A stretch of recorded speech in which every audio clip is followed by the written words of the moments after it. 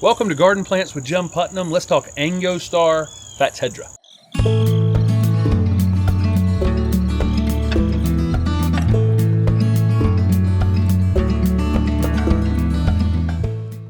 This is Angyo Star Fatshedera from the Southern Living Plant Collection. Fatshedera is an intergenus hybrid, which is fairly unique. You see on the title of this video, it'll be X Fatshedera. Normally, when we see an X in the title of something, it does mean something was crossed, but typically you'll see the genus like Ilex is holly, and then you'll see X, Nellie Stevens or something like that. That just means it was two species that were crossed together. That's pretty common out in the world, but intergenus hybrids are rare. And this cross was made once in like 1912 in Europe, and then since then it was green at that time, and it was a cross between a plant called Fatsia or Fatsia japonica, Japanese Fatsia. We've got videos on the channel for Japanese Fatsia, which is a big, beautiful leafed evergreen, tropical looking evergreen shrub, and ivy.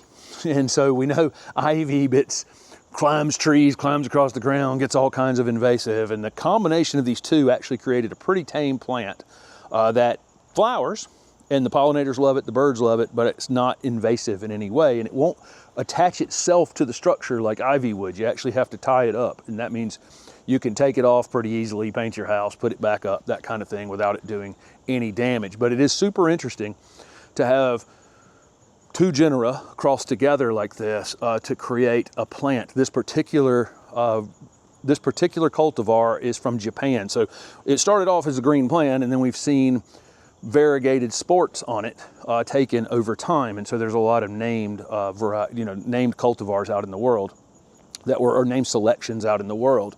And this Angyo Star is one of the most vivid variegated varieties. The height and growth rate would almost depend on what you're doing with this plant. It's probably capable of standing on its own 4, 5, 6 feet in height once the stems thicken up some, maybe 3 or 4 feet in width in time. I think any taller than that, it's just going to flop over because it's got this kind of vining habit, but again, it doesn't attach itself to things. But I can attach it to the house here and let it continue to run up onto the porch, which is what I plan on doing, is attaching these. We just painted not that long ago.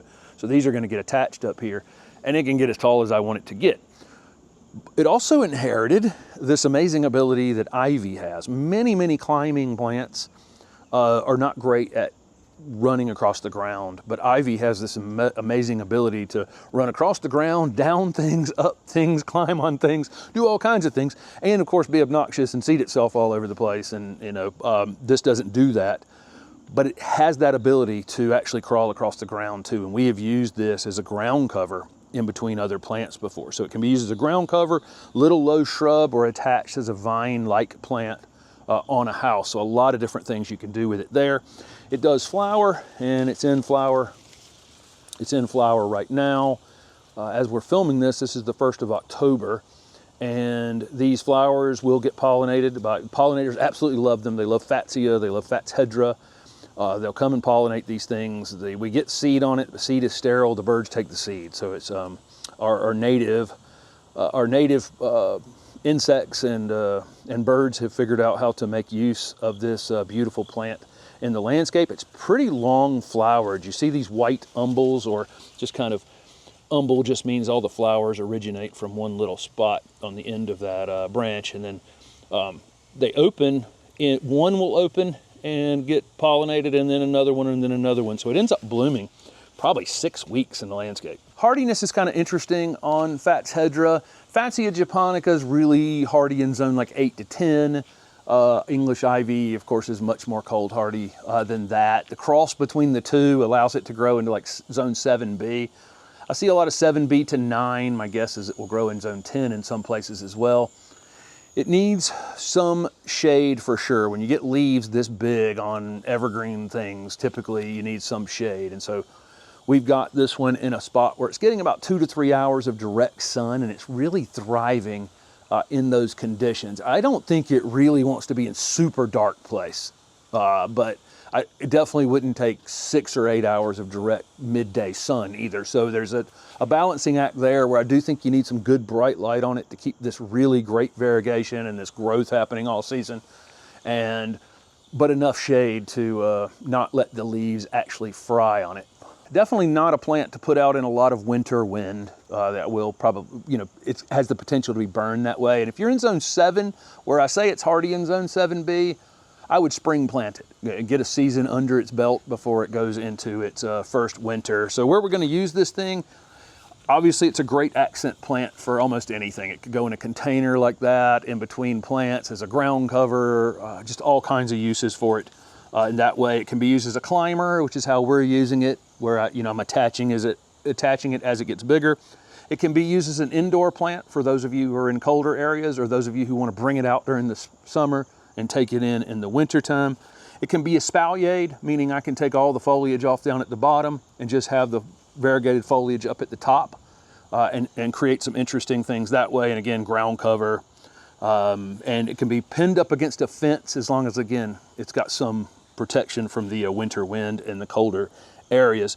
They're very adaptable to different soil types, but definitely need well-drained soil. So a moist, well-drained soil is kind of ideal, and that's the spot it's in. This spot up against the foundation has a little bit, it's slightly moist conditions, but not wet, and then acid to neutral soil. Just like its parents, Fatshedera and ivy, they can become pretty drought tolerant, even take dry shade conditions. That doesn't mean if you put it in and you don't water it the first spring that it's going to thrive in those conditions. You're going to need to get it watered for a while, let it get to the point where it can compete with other things it has root competition from, and then they're pretty daggone drought tolerant overall.